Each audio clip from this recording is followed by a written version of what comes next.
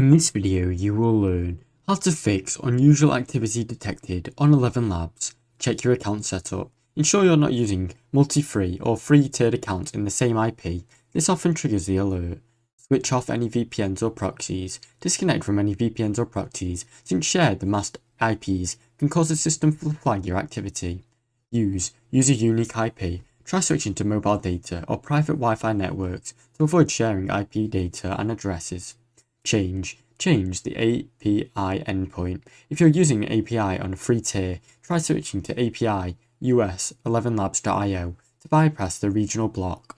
Wait out or re-log in. Log out or log back in a few days to see if the flag resets on its own.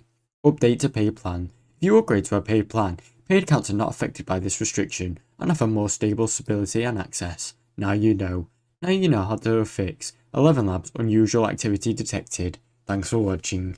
Don't forget to like and subscribe.